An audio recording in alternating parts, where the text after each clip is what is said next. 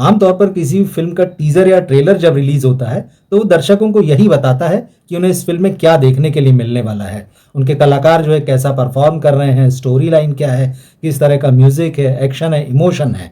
लेकिन क्या कल की 2898 का जो ट्रेलर रिलीज हुआ है 2-3 दिनों पहले, वो सचमुच वही बता रहा है जो आपको फिल्म में देखने मिलने वाला है? दरअसल इस बारे में बहुत तरह तरह की थ्योरीज जो है सोशल मीडिया में चल रही हैं, और इसकी वजह सबसे बड़ी ये है कि कल्कि की ये जो कहानी है वो एक तो महाभारत काल तक जाती है और दूसरा फ्यूचर तक चली जाती है। फ्यूचर मतलब 2898 एडी, मतलब मोटा मोटा आज के जमाने से भी 800 साल आगे। तो ऐसे में लोगों के पास इसके बारे में बात करने के लिए, इसको लेकर तरह तरह से डिकोड करने के लिए, तरह तरह के अपनी कल्पना के घोड़े दौड़ाने के लिए इतनी बड़ी जमीन दे दी गई है कि हर एक व्यक्ति जो है अपने हिसाब से सोच रहा है कि इस फिल्म में उसे क्या देखने मिलेगा। जो एक मोटी मोटी स्टोरी लाइन निकल के आ रही है, सवाल उस पर भी उठ रहे हैं कि क्या जो स्टोरी लाइन इसके ट्रेलर से निकल के आ रही है वही सही है, या मेकर्स ने दर्शकों को उलझाने वाला ट्रेलर रिलीज किया है। क्योंकि ये बात तो सही है कि जब वो 600 करोड़ रुपए की फिल्म बनाएंगे तो एक सिंपल स्टोरी लाइन तो नहीं डाल देंगे कि ट्रेलर रिलीज किया और दर्शकों ने पूरी कहानी डिकोड कर ली। इस ट्रेलर को देखकर मोटे तौर पर जो कहानी है समझ में आ रही है कि 800 साल आगे चलने के बाद में ये धरती जो है लगभग खत्म होने के कगार पर है। काशी जो दुनिया की पहली नगरी थी और काशी दुनिया की आखिरी नगरी होगी, वहां पर लोग जो है बहुत अभाव में रह रहे हैं। अभाव में क्या, दरअसल पानी ही नहीं है, और पानी जो जीवन का असली स्रोत है, इसी काशी के पैरेलल जो है एक अलग दुनिया है जहां पर सब कुछ है, सारी सुख सुविधाएं हैं, पानी है, और आज की जो हमारी धरती है वो वहां पर बसी हुई है। वहां कुछ ताकतवर लोग हैं जिन्होंने सारे संसाधनों पर, जो जीवन के लिए जरूरी संसाधन है, उन पर कब्जा जमा लिया है। ऐसे में क्या ये धरती पूरी तरह से नष्ट हो जाएगी, धरती को बचाने वाला कोई नहीं होगा? तब हमको इस ट्रेलर में पता चलता है कि अश्वत्थामा जो है उन्हें इस बात का इंडिकेशन हुआ है कि विष्णु जो है, भगवान विष्णु जो है कल की अवतार के रूप में जन्म लेने वाले हैं। ट्रेलर बताता है कि दीपिका प्रेग्नेंट है और अश्वत्थामा बने अमिताभ जो हैं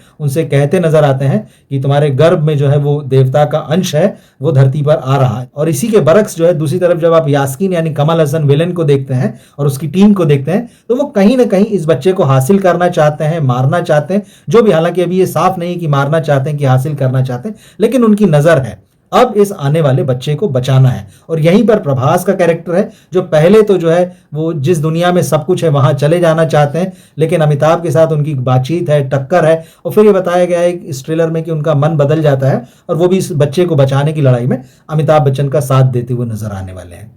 लेकिन क्या वाकई ये कहानी सिर्फ इतनी सिंपल है और इसी तरह से पर्दे पर आने वाली? सच्चाई यह है कि ये फिल्म की एक सिर्फ छोटी सी झलक है जो आपको ट्रेलर में दिखाई गई कहानी में, जिसका हिंट दिया गया है। क्योंकि सिर्फ एक बच्चे को बचा लेने की कहानी जो है किसी फिल्म की पूरी कहानी नहीं हो सकती, और इसको लोग देखने के लिए क्यों जाएंगे?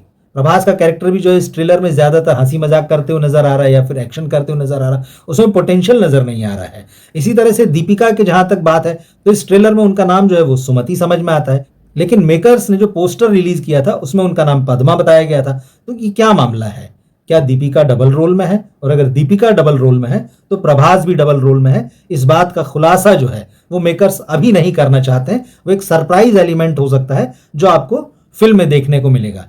तो इससे बात एकदम साफ समझ में आती है कि मेकर्स बिल्कुल नहीं चाहते हैं कि कोई इस फिल्म की कहानी के बारे में सही और सटीक अनुमान लगा ले।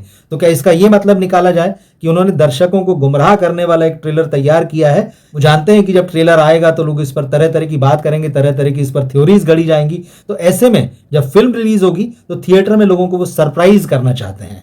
आपको याद होगा कि कुछ महीने पहले जब बड़े मियां छोटे मियां नाम की फिल्म आई थी, अक्षय कुमार और टाइगर श्रॉफ थे जिसमें, तो उसके ट्रेलर में बिल्कुल ऐसे बताया गया था कि सिर्फ यही 2 लोग हैं पूरी फिल्म में जो विलेन से लड़ रहे हैं। लेकिन उस वक्त हमने एक वीडियो बनाया था और उसमें बताया था कि दरअसल इन दोनों किरदारों का डबल रोल होगा, क्योंकि कहानी उसी तरफ जाती हुई हमें समझ में आ रही थी। कल की 2898 एडी के ट्रेलर को देखते हुए भी मुझे यही लग रहा है कि दरअसल इस बात को छुपाया जा रहा है कि इसमें दीपिका और प्रभास के डबल रोल हैं। ये बात गले नहीं उतर रही है कि कल्कि का जन्म होगा और उसे विलेन से बचाना है, और ये सारी शक्तियां एक हो जाती हैं और उस बच्चे को जो है वो बचाती हैं। क्योंकि जब भी ऐसी कोई बड़ी फिल्म बनती है, ऐसी बड़ी कहानी बनती है, तो उसका अंतिम मैसेज यही होता है, विलेन जो है उसे खत्म किया गया है। और अब खत्म कौन करेगा? खत्म तो कल्कि ही करेगा। यही हमारे पुराणों में कहा गया है, जिसके आधार पर ये फिल्म बन रही है, कि कल्कि जो है वो सारी बुराइयों को, तमाम बुरे लोगों को नष्ट करेगा। तो ऐसे में क्या मेकर सिर्फ इस बात पर अपनी कहानी को खत्म कर सकते हैं कि जो बच्चा आने वाला है कल्कि, उसको बचाने के लिए एक लड़ाई लड़ी जा रही है और सिर्फ उसे बचा लिया गया है?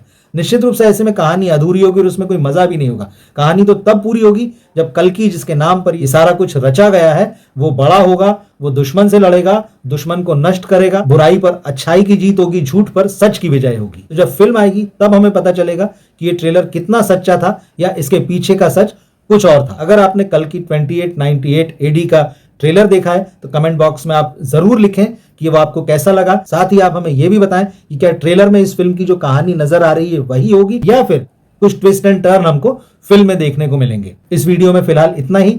मिलते हैं हम अगले वीडियो में। नमस्कार।